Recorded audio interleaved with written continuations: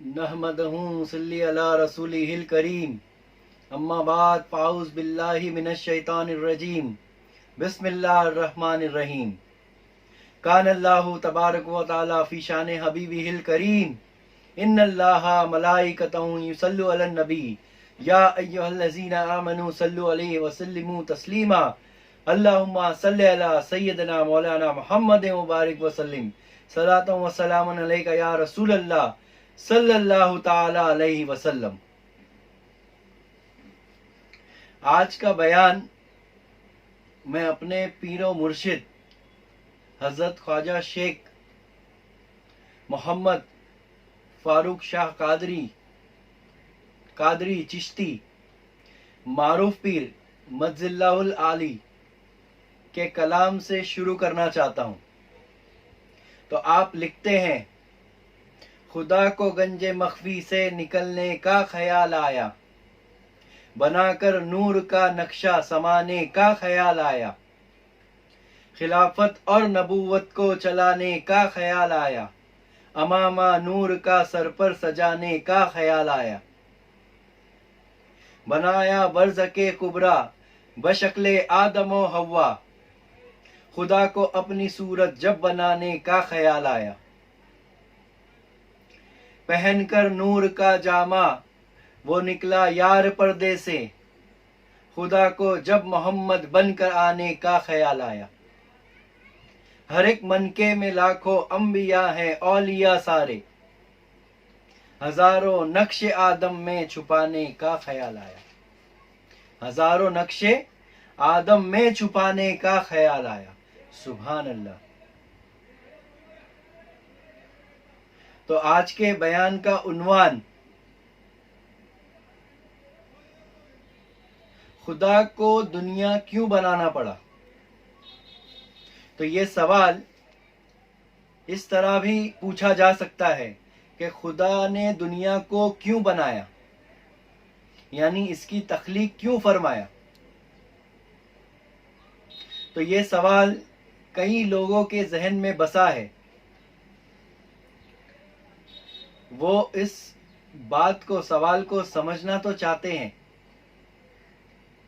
لیکن اس دنیا کے میلے میں جھمیلے میں اس طرح گم ہو چکے ہیں کہ انہیں اس کا سوچنے کا بھی وقت نہیں۔ یہ سوال ان کے سب کانشیس مائنڈ میں جا کر ضم ہو چکا ہے۔ ایک وجہ یہ بھی ہے کہ وہ پریشان ہیں، بے چین ہیں، وہ جاننا چاہتے ہیں، اندر والا ان کو بار بار بیدار کرتا ہے، وہ جاننا چاہتے ہیں کہ آخر یہ کائنات کی تخلیق کی کیا وجہ ہے۔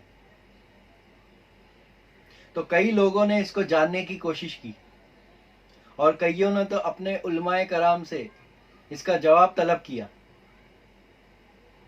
کئی لوگ یہ سمجھتے ہیں کہ خدا نے بس محض دنیا چلانے کی یوں ہی تخلیق کر دی، اور کئی لوگ یہ سوچتے ہیں کہ یہ جان کر کیا حاصل ہوگا، کیا اس کا جاننا ضروری ہے۔ تو آج ہم یہ جاننے کی کوشش کریں گے کہ آخر اس کائنات کی تخلیق کے پیچھے، اس کائنات کو بنانے کے پیچھے آخر کیا رمز چھپا ہے، اللہ نے انسان کو کیوں پیدا فرمایا، اور تمام مخلوقات میں انسان کو اشرفیت کیوں بخشی، افضل مقام کیوں، مرتبہ کیوں، اعلیٰ مقام عطا کیا۔ تو آج کے بیان کا عنوان ایک سوال ہے جس کو ہم ہر زاویے سے، ہر پہلو سے سمجھنے کی کوشش کریں گے، تاکہ ہمیں اس کا جواب مل سکے، تاکہ ہماری سمجھ میں یہ بات آ سکے کہ آخر اس کے پیچھے کیا رمز چھپا ہے، آخر کیا بات ہے۔ اب کئی لوگوں کے ذہن میں یہ سوال آ سکتا ہے، کیا واقعی میں اس کو جاننا ضروری ہے کہ اللہ نے یہ تخلیق کیوں فرمایا؟ تو ان لوگوں کو میں یہ بتانا چاہتا ہوں، کہنا چاہتا ہوں کہ اللہ تعالیٰ، اللہ رب العزت، اللہ سبحانہ و تعالیٰ قرآن مجید میں متعدد مقام پر فرما رہا ہے کہ ہم نے غور و فکر کرنے والوں کے لیے غور و فکر کرنے والوں کے لیے، عقل سلیم رکھنے والوں کے لیے اس میں نشانیاں رکھی ہے. تو جو صاحب سمجھ ہے وہ اس میں تفکر کرتے ہیں. تفکر یعنی غور و فکر کرتے. کس میں؟ تو اس قرآن کی آیتوں میں. آیت کا مطلب ہی ہوتا ہے نشانی.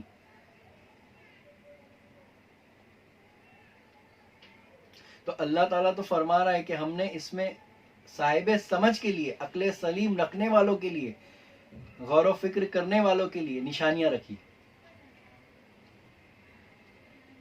تاکہ وہ اس نشانیوں سے رب کی معرفت کو حاصل کر سکے. تاکہ اس نشانیوں کے، جیسے مثال کے طور پر سورج کی کرنیں بتاتی ہے، یہ کرنیں کہاں سے آ رہی ہیں. سورج کی کرنیں کیا بتاتی ہے، یہ روشنی کیا ظاہر کرتی ہے کہ یہ روشنی آ کہاں سے رہی ہے. تو وہ اگر ایک انسان اس سورج کی روشنی کے پیچھے چل پڑے تو وہ سورج تک پہنچ جائے گا. تو یہ نشانی کیا ہے؟ تو یہ حق کی پہچان کی طرف لے کے جاتی ہے، یہ اس کی حقیقت کی طرف لے کے آ جاتی ہے کہ یہ جو چیز روشنی آ رہی ہے یہ کہاں سے آ رہی ہے. تو نشانیاں بتانے کا مقصد یہی ہے کہ ہم اس نشانیوں کو جان کر، پہچان کر اس حق تک پہنچ جائیں.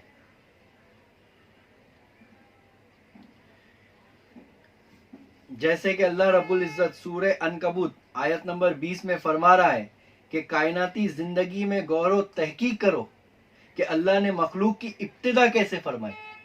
کیا فرما رہا ہے اللہ تعالیٰ؟ غور و فکر کرو کہ ابتدا یعنی تخلیق کی، کائنات کی شروعات کیسے ہوئی، مخلوق کی شروعات کیسے ہوئی، اس میں غور و فکر کرو.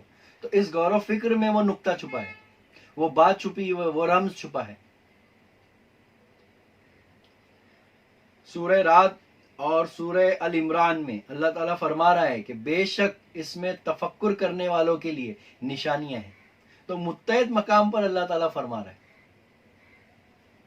تو آیت قرآنی میں اللہ رب العزت فرما رہا ہے کہ میں اپنی نشانیاں ظاہر اور باطن دونوں میں پیش کیا. میں نے اپنی نشانیاں ظاہر اور باطن دونوں میں پیش کیا. تو جو صاحب سمجھ ہے، جو فکر کرنے والے، جس کو اللہ تعالیٰ نے توفیق عطا کی، اللہ خود فرما رہا ہے کہ جس کو میں نے توفیق عطا کیا وہ اس میں غور و فکر کریں گے، اور جس پر یہ توفیق نازل نہیں ہوئی وہ اس میں غور و فکر نہیں کریں گے، وہ اس میں تفکر نہیں کریں گے. تو اللہ تعالیٰ ہمیں یہ نشانیاں کیوں دکھا رہا ہے؟ آخر سوال پیدا ہوتا ہے کہ یہ نشانیاں کیوں دکھا رہا ہے؟ تاکہ ہمارے ایمان میں اضافہ ہو جائے، اور جو صاحب ایمان ہے، جو اس ایمان کی سربلندی پر ہے، ان کو معرفت الہی حاصل ہو جائے. کیا حاصل ہو جائے؟ معرفت الہی حاصل ہو جائے. تو معرفت کیا ہے؟ تو اللہ کی پہچان. معرفت سے مراد اللہ کی پہچان حاصل ہو جائے. کیونکہ جب تک ہم اللہ کو نہیں جانتے، ہم نہیں پہچانتے، تب تک ہم اس سے محبت نہیں کر سکتے. کیونکہ بنا معرفت کے محبت فضول ہے. ارے بھائی، ایک شخص ہے جس کو میں جانتا ہی نہیں، پہچانتا ہی نہیں، میں اس سے محبت کر سکتا ہوں؟ تو محبت کے لیے شرط کیا ہے؟ اس سے جاننا، اس کو پہچاننا. جیسے مثال کے طور پر ایک بچہ 10ویں کلاس کو پاس کرتا ہے. پاس کرنے کے بعد اس کے ماں باپ کے لیے ایک بہت اہم سٹیج آ جاتا ہے جہاں پر وہ کئی لوگوں سے رائے مشورہ کرتا ہے کہ اب میرے بچے کو میں کیا کریئر میں ڈالوں، کس فیلڈ میں ڈالوں، آرٹس میں، سائنس میں، کامرس میں، انجینئرنگ میں، میڈیکل میں، انٹیریئر میں. تو وہاں پر وہ فیصلہ کرنا ہوتا ہے ماں باپ کو کہ بچے کا انٹرسٹ کس میں ہے، اور وہ کئی تجربے کار سے مشورہ کرتا ہے کہ آخر میں اس کو کس فیلڈ میں ڈالوں.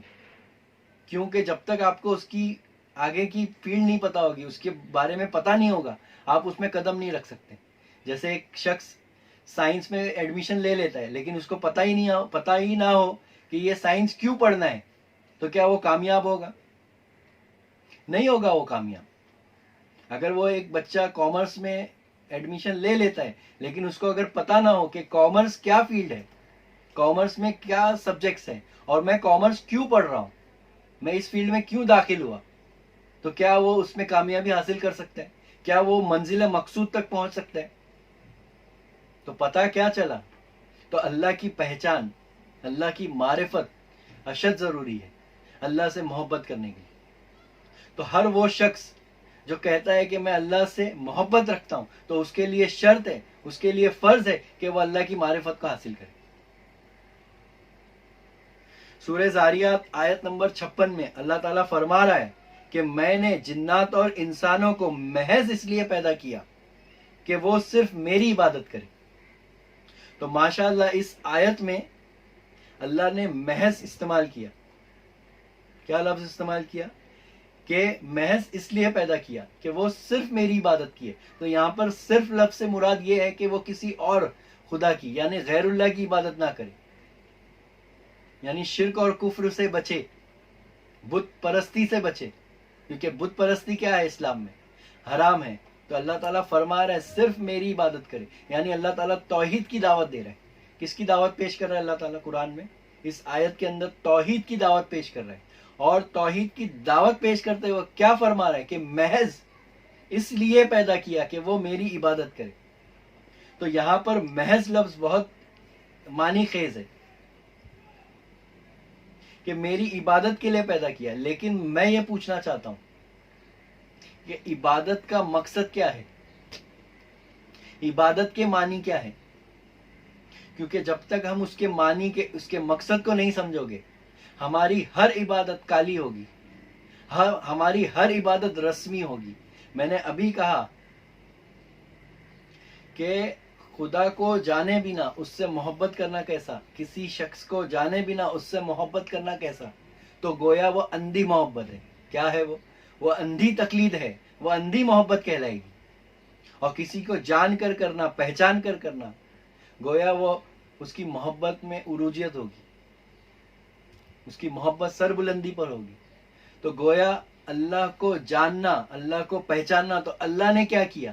ایک سیڑھی رکھی کہ بندہ اس عبادات کے ذریعے مجھ تک پہنچ جائے۔ تو عبادت کا مقصد کیا ہے؟ عبادت کا منشا کیا ہے؟ عبادت کیا ہے؟ اس کو سمجھنا ہوگا،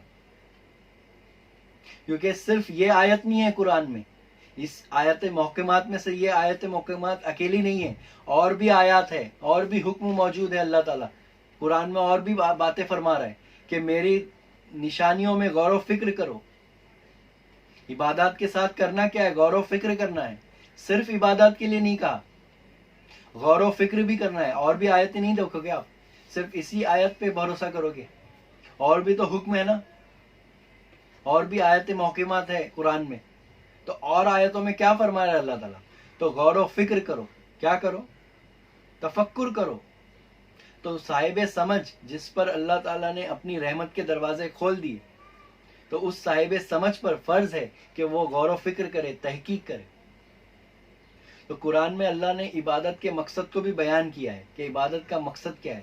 تو اگر ہم تھوڑا گہرائی میں جا کر دیکھتے ہیں، اگر ہم تھوڑا گہرائی میں اتر کر دیکھتے ہیں، تو ہمیں عبادت کا مقصد اور مفہوم واضح ہو جاتا ہے کہ اللہ تعالیٰ نے عبادت کو کیوں رکھا۔ تو اللہ تعالیٰ نے عبادت کو کیوں رکھا؟ کیونکہ اللہ تعالیٰ ہر چیز سے مبرہ ہے۔ پہلے آپ یہ چیز کو سمجھ لینا، تمہاری عبادت سے اللہ تعالیٰ کو کوئی فائدہ نہیں پہنچ رہا ہے۔ اللہ ہر چیز سے مبرہ ہے، ہر چیز سے پاک ہے، وہ تم سے کوئی ایکسپیکٹیشن نہیں رکھتا ہے وہ، بلکہ ہم جو بندے ہیں، جو محتاج ہیں، اور وہ مختار ہے، ایکسپیکٹیشن ہم رکھتے ہیں۔ اللہ کو کوئی ایکسپیکٹیشن نہیں ہے، اللہ کو کوئی توقع نہیں ہے تم سے، یہ بات یاد رکھنا۔ تو اللہ تعالیٰ کی عبادت جو رکھا اس نے، تو کیوں رکھا؟ تاکہ اس عبادت کے ذریعے بندہ مجھ تک پہنچ جائے، میری معرفت کو حاصل کر لے، مجھ کو جان لے، مجھ کو پہچان لے۔ تو عبادت کیا ہے؟ عبادت منزل نہیں، عبادت سیڑھی ہے۔ عبادت کیا ہے؟ ایک سیڑھی ہے۔ عبادات کیا ہے؟ نماز، روزہ، حج، زکوٰۃ، جو اسلام کے پلرز، ستون ہیں، یہ کیا ہے؟ یہ سیڑھی ہے۔ تو سیڑھی پر چلنا ہوگا نا۔ تو عبادت کیا ہے؟ یہ عملی چیز ہے۔ اس عمل کو کر کر ایک اسٹیپ ایمان کی بلندی پہ آنا ہوگا، جہاں پر اللہ تعالیٰ فرماتا ہے کہ اے نفس مطمئنہ، کیا فرما رہا ہے؟ تو یہ نفس مطمئنہ کیا ہے؟ تو یہ عبادت کے ذریعے ہی آپ اس نفس مطمئنہ کے مقام کو سمجھ سکتے ہو، وہاں پہ پہنچ سکتے ہو، ورنہ اس سے پہلے نہیں ہوگا، کیونکہ نفس امارہ، نفس لوامہ کے گھیرے میں، پھندے میں انسان پھنسا ہوا ہے۔ تو یہ عبادات کیا ہے؟ تو وہ اس کو پاکی کی طرف لے کے آتی ہے۔ کس کی طرف لے کے آتی ہے؟ وہ اس کے نفس کی پاکی کی دعوت پیش کرتا ہے، وہ اس کے قلب کی پاکی کی بات کرتا ہے، جس کو تزکیہ نفس اور تصفیہ قلب کہتے ہیں۔ تو اللہ تعالیٰ کیا فرما رہا ہے؟ تو عبادت اس لیے رکھی تاکہ وہ اس راستے سے مجھ تک پہنچ جائے، اور جو اس شیطان کی باتوں میں آ جاتے ہیں، وہ اس نفس کے دھوکے میں آ جاتے ہیں، تو وہ ان کی باتوں کا انکار کرتے ہیں۔ تو اللہ رب العزت چاہتا کیا ہے؟ تو اللہ رب العزت یہی چاہتا ہے کہ بندہ اس کی عبادت کے ذریعے اس کا قرب حاصل کرے۔ کیا حاصل کرے؟ اس کا قرب حاصل کرے، اور قرب حاصل کر کر وہ اس کے خاص بندوں میں، نیک بندوں میں شمار ہو جائے، اس کا شمار ان کے نیک بندوں میں کیا جائے، اس کے خاص بندوں میں کیا جائے۔ اور جو اس کے نیک بندوں میں شمار کیا جاتا ہے، جو شامل ہو جاتا ہے، تو اللہ اس پر اس کے رمز کو، تمام رمز کو آشکارا کر دیتا ہے کہ اللہ نے تخلیق کیوں کیا۔ تو یہ جو رمز ہے، یہ جو راز ہے، اس پر آشکارا کر دیتا ہے۔ جیسے مثال کے طور پر آپ رستے چلتے ہوئے کسی کو اپنا دوست بنا لیتے ہو، کیا اس کو اپنا راز آشکارا کر دیتے ہو؟ ایسے ہی کسی کو رستے چلتے ہوئے، ارے تو آپ غور کیجئے، آپ راز کی بات کس کو بتاتے ہو؟ جو آپ کا خاص ہوتا ہے، جو آپ کا خاص دوست ہوتا ہے، جگری دوست، آپ اس کو راز کی بات بتاتے ہو۔ تو اللہ تعالیٰ کیا فرما رہا ہے کہ عبادت کے ذریعے، کس کے ذریعے؟ میری عبادت کے ذریعے وہ مجھ تک پہنچ سکتا ہے، اور اس راز کو جان سکتا ہے کہ خدا نے دنیا کو کیوں پیدا کیا۔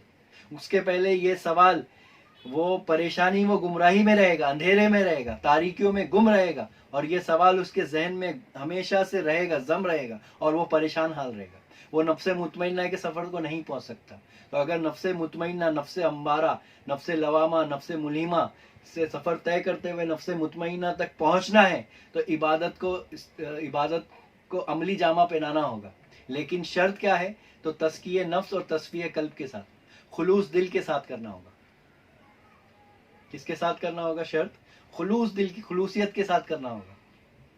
تو جس کے اندر یہ خلوصیت آ جاتی ہے، تو وہ اس کے نیک بندوں میں شمار ہو جاتا ہے، اور ان پر وہ راز آشکارا کر دیتا ہے، ان پر وہ راز آشکارا کر دیتا ہے۔ جیسے سورہ العمران آیت نمبر 191 191 میں اللہ تعالیٰ فرما رہا ہے کہ یہ وہ لوگ ہیں جو سراپا بے نیاز بن کر کھڑے، اور سراپا با ادب بن کر بیٹھے، اور ہجر میں تڑپتے ہوئے اپنی کروٹوں پر اللہ کو یاد کرتے ہیں، اور آسمانوں اور زمین کی تخلیق میں کار فرما اس کی عظمت اور حسن کے جلووں میں فکر کرتے ہیں، پھر اس کی معرفت سے لذت آشنا ہو کر پکار اٹھتے ہیں کہ بے حکمت اور بے تدبیر نہیں بنایا، اس کائنات کو بے حکمت اور بے تدبیر نہیں بنایا، اس کے پیچھے بہترین تدبیر پوشیدہ ہے، اس کے پیچھے بہترین حکمت پوشیدہ ہے۔ اللہ نے یوں ہی نہیں پیدا کیا، اس کے پیچھے تدبیر پوشیدہ ہے۔ تو جو انسان اللہ کی حکمت اور تدبیر کو سمجھ لیتا ہے، جو اس حکمت اور تدبیر کو سمجھ لیتا ہے، پھر ہر عبادت گویا اس کے لیے شکر بن جاتی ہے، کیونکہ عبادت کا ایک گہرا مقصد کیا ہے، ایک گہرا تعلق کیا ہے؟ تو اس کا تعلق شکر سے ہے، احسان سے، اللہ کا احسان۔ تو یہ احسان، یہ شکر کون چکا سکتا ہے، کون ادا کر سکتا ہے؟ جس پر اللہ کی رحمت، جو اللہ کی رحمت سے سرفراز ہو چکا ہو، جو اللہ کی رحمت سے سرفراز ہو چکا ہو، وہی وہ شکر کی اہمیت کو سمجھ سکتا ہے کہ عبادت کیا ہے۔ تو عبادت ایک شکر ہے، اللہ کا شکر ادا کرنا، اللہ کا احسان ادا کرنا۔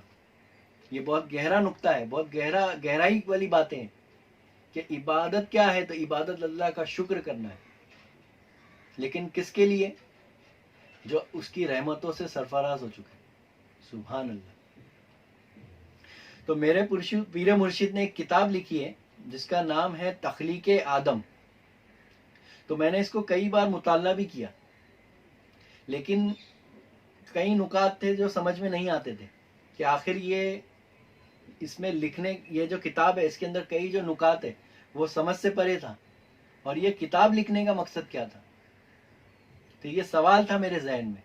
لیکن پیر و مرشد کا احسان ہے کہ ان کی خدمت سے، ان کی توجہ خاص سے یہ مجھ پر نقطہ آشکارا ہو گیا کہ آخر یہ تخلیق آدم، یعنی آدم کی تخلیق، اللہ تعالیٰ نے انسان کو کیسا پیدا فرمایا، اس پر غور و فکر کرنا کیوں ضروری ہے. کیونکہ جب تک آپ اس پر غور و فکر نہیں کرو گے آپ اس کی معرفت، اس کی پہچان حاصل نہیں کر سکتے.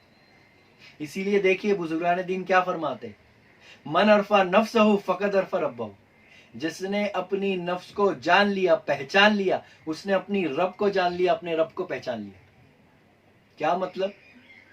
من عرفہ نفسہ فقد عرف ربہ، جس نے اپنے رب کی معرفت کو یعنی پہچان لیا، جس نے اپنے آپ کو جان لیا، اپنے وجود کو جان لیا. نفس کے ایسے کئی معنی ہیں. نفس کے معنی خواہشات، نفس کے معنی وجود، نفس کے معنی عالم. تو نفس کے کئی معنی ہیں. تو نفس کے معنی میں، نفس کے معنی وجود. تو جس نے اپنے آپ کو جان لیا، تو یہ اشارہ کدھر ہے؟ تو ذات کی طرف اشارہ ہے. کیونکہ اللہ تعالیٰ فرماتا ہے کہ انسان کیا ہے، انسان کو اشرفیت کیوں ہے؟ کیونکہ وہ اس کی ذات کا مظہر ہے. کیا ہے؟ مظہر ہے. انسان کیا ہے؟ اس کا نائب ہے، اللہ کا خلیفہ ہے. تو اس کے اندر وہ صفات موجود ہے. اسی لیے اللہ تعالیٰ کیا فرما رہا ہے؟ تو اللہ تعالیٰ فرما رہا ہے کہ میں نے اپنا نائب بنا کر بھیجا، اپنا خلیفہ بنا کر بھیجا.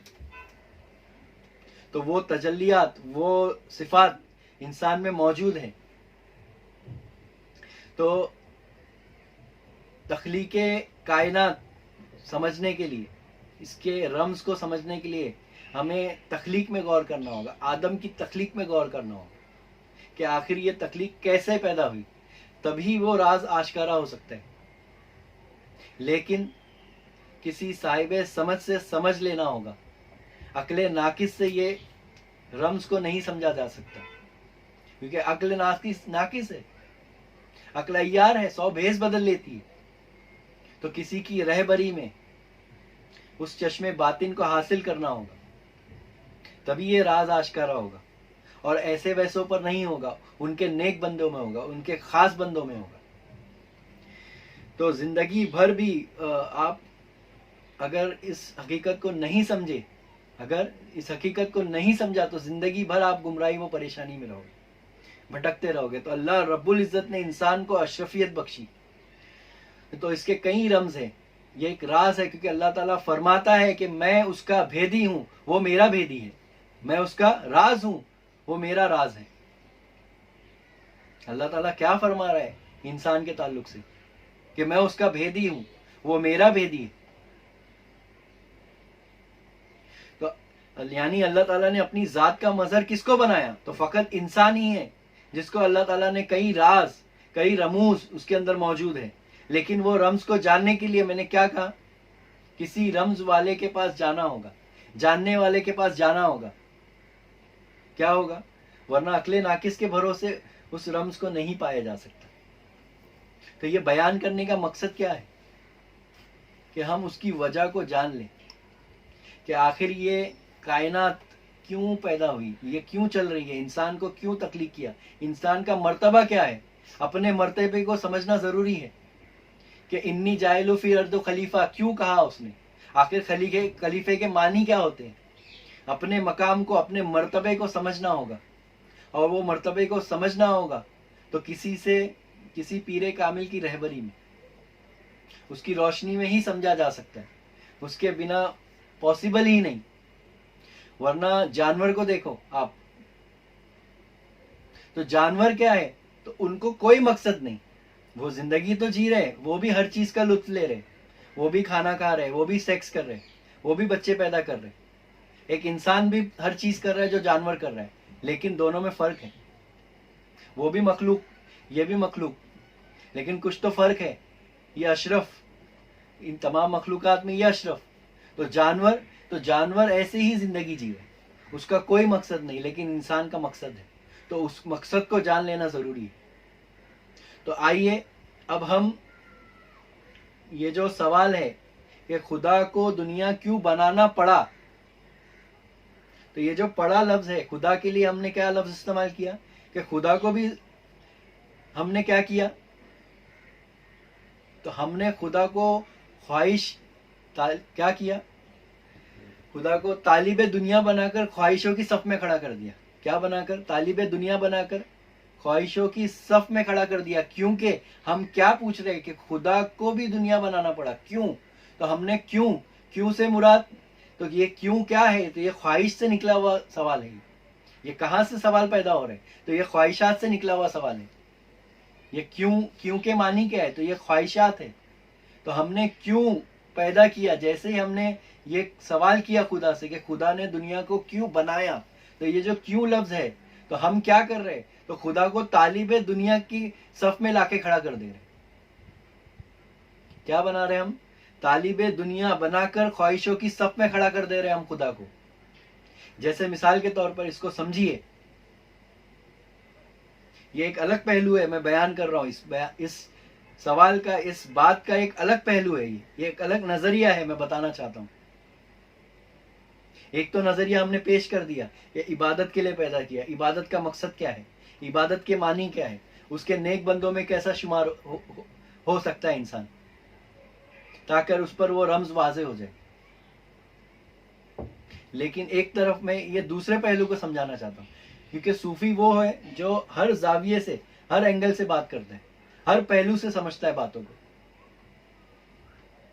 تو یہ بھی ایک پہلو ہے کہ ہم نے خدا کو کیوں کہہ کر طالب دنیا کی خواہشات کی صف میں لا کر کھڑا کر دیا. جیسے مثال کے طور پر ایک بچہ ریت پر گھر بنا رہا ہے, ایک بچہ ریت پر کھیل رہا ہے اور گھر بنا رہا ہے. آپ اس سے پوچھئے کہ گھر کیوں بنا رہا ہے, تو وہ کہے گا کہ میں کھیل رہا ہوں.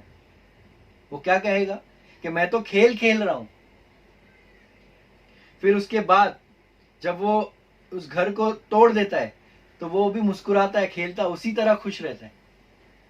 تو اللہ جس طریقے سے کائنات کو بناتے وقت جتنا ایکسائٹیڈ تھا, خوش تھا, اسی طرح اس کو فنا کرتے وقت, برباد کرتے وقت, یعنی جب قیامت آئے گی اسی طرح ہوگا. تو اس بچے سے ذرا پوچھئے کہ یہ گھر کو کیوں توڑ رہا ہے, تو وہ کہے گا کہ میں کھیل رہا ہوں. کیا کہے گا وہ, کہ میں کھیل رہا ہوں.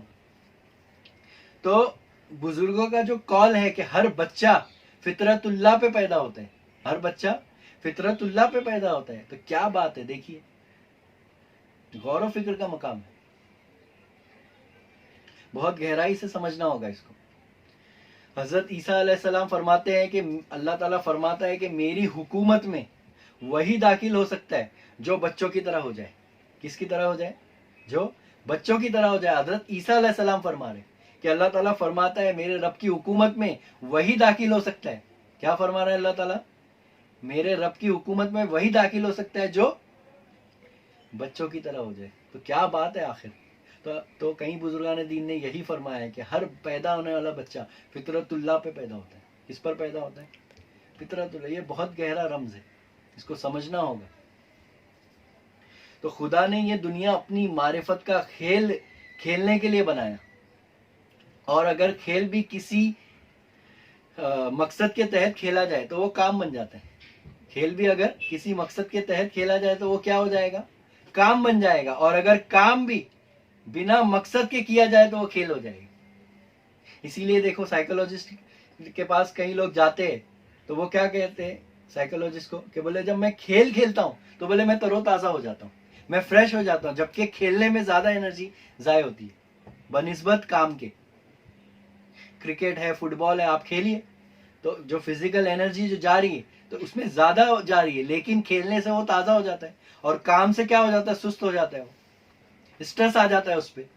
تو پتہ کیا چلا, اگر کھیل بھی کسی مقصد کے تحت کھیلا جائے تو وہ کام بن جاتا ہے, اور اگر کام بھی بنا مقصد کے کیا جائے تو وہ کھیل بن جاتا ہے. تو اس بات کو سمجھنا ہوگا کہ یہ سوال کہاں سے پیدا ہو رہا ہے, یہ جو اپنے اندر تجسس, یہ جو خیال پیدا ہو رہا ہے, یہ کہاں سے پیدا ہو رہا ہے, یہ آخر آ کہاں سے رہا ہے. تو یہ سمجھنا ہوگا کہ یہ اس میں غور و فکر کرنا ہوگا کہ یہ کس مقام سے پیدا ہو رہا ہے، یہ سوال کس مقام سے پیدا ہو رہا ہے. یہ ایک لطیف نقطہ ہے جو کسی پیر کامل کے بنا سمجھنا محال ہے. کیا ہے یہ لطیف نقطہ ہے کہ یہ سوال پیدا کہاں سے ہو رہا ہے، یہ بے چینی، یہ الجھن کیوں ہے انسان میں. تو اس کو سمجھنا ہوگا، اس کو پانا ہوگا، اپنی طرف لوٹنا ہوگا. کیونکہ بزرگان دین کیا فرماتے، من عرف نفسہ فقد عرف ربہ. اس کے ایک معنی کیا ہے، جو خود تک پہنچ گیا وہ خدا تک پہنچ گیا.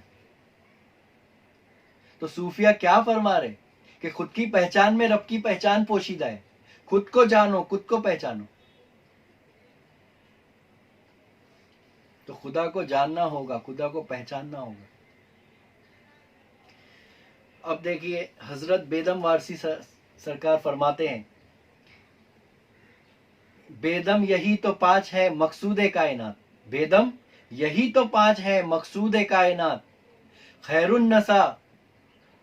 النساء حسن و حسین مصطفیٰ علی. خیر النساء حسن و حسین مصطفیٰ علی. بیدم یہی تو پانچ ہے مقصود کائنات. سبحان اللہ. تو آپ کیا فرما رہے ہیں کہ مقصود کائنات کون ہے؟ تو ہمارے علماء دین، علماء ربانی کیا فرماتے کہ یہ کائنات کا منشا کون ہے، مقصود کون ہے؟ تو حضور اکرم صلی اللہ علیہ وسلم کی ذات مبارکہ. حضور اکرم صلی اللہ علیہ وسلم کی ذات مبارکہ ہے.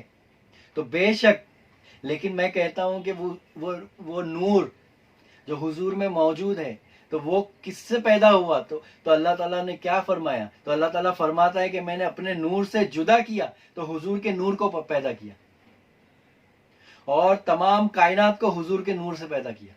تو یہ جو تمام کائنات چمک رہی ہے کس کے نور سے چمک رہی ہے؟ تو یہ حضور کے نور سے چمک رہی ہے. اور حضور کیا فرماتے ہیں کہ علی مجھ سے ہے اور میں علی سے ہوں. علی مجھ سے ہے. حضرت علی کرم اللہ وجہ کے تعلق سے کیا فرما رہے کہ علی مجھ سے ہے اور میں علی سے ہوں. تو کیا فرما رہے آپ؟ اہل بیت کے تعلق سے کیا فرما رہے؟ آیت مبائلہ اٹھائیے، آپ نے کس کو لایا؟ تو آپ نے اہل بیت کو لایا. حضرت فاطمہ الزہرا مدینہ منورہ میں حاضر ہوتی ہے تو حضور اکرم آپ کی شان میں کھڑے ہو جاتے ہیں. خود حضور اکرم صلی اللہ تعالی علیہ وسلم کھڑے ہو جاتے ہیں آپ کی عظمت کے لیے. تو یہ کیا بیان کرنا چاہ رہے حضور؟ تو حضرت آپ صلی اللہ علیہ وسلم آپ کا مقام بیان کرنا چاہتے، بتانا چاہتے ہیں لوگوں کو کہ سمجھ لو کہ کیا مقام ہے ان کا. حضرت حسن رضی اللہ تعالیٰ اور حسین رضی اللہ تعالیٰ بارے میں کیا فرماتے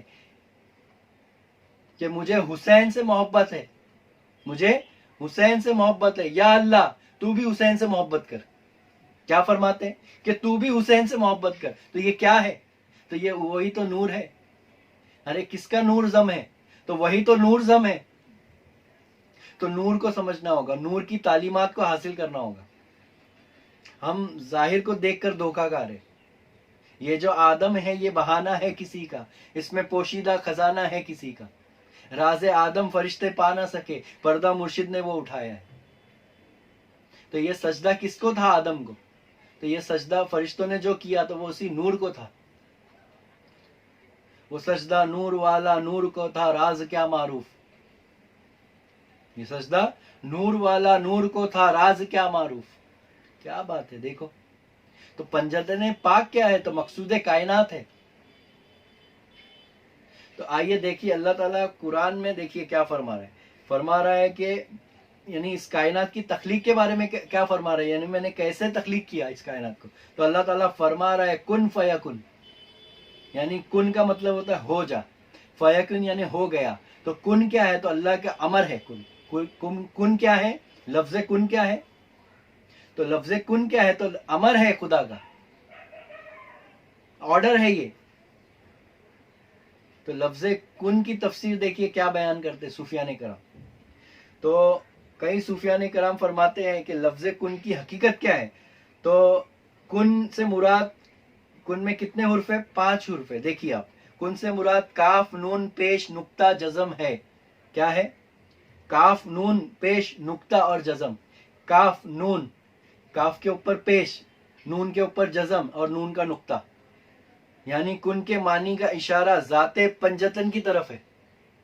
کن کے معنی کا اشارہ ذات پنجتن کی طرف ہے جس میں پانچ حروف ہیں، یعنی کاف سے حضرت محمد صلی اللہ تعالی علیہ وسلم، کاف سے حضرت محمد صلی اللہ تعالی علیہ وسلم، پیش سے، پیش جو کاف کے اوپر پیش ہے اس سے کیا مراد؟ تو حضرت علی کرم اللہ وجہ مولا کائنات، نون سے حضرت بی بی فاطمۃ الزہرا رضی اللہ تعالیٰ عنہ، کس سے؟ نون سے، اور جزم سے حضرت امام حسن رضی اللہ، اور آخر میں وہ نقطہ کیا ہے؟ تو وہ امام حسین رضی اللہ تعالیٰ۔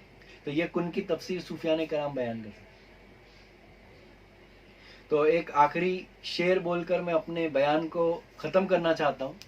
تو حضرت پیر معروف لکھتے ہیں کہ جگانے خواب غفلت سے بجایا ساز وحدت کا، جگانے خواب غفلت سے بجایا ساز وحدت کا، محمد پیر فہمی کو جگانے کا خیال آیا، محمد پیر فہمی کو جگانے کا خیال آیا۔ بنایا کس لیے عالم حقیقت جان لو معروف، بنایا کس لیے عالم حقیقت جان لو معروف، کہانی عشق کی اپنی سنانے کا خیال آیا، کہانی عشق کی اپنی سنانے کا خیال آیا۔ تو کیا فرما رہا ہے اللہ تعالیٰ؟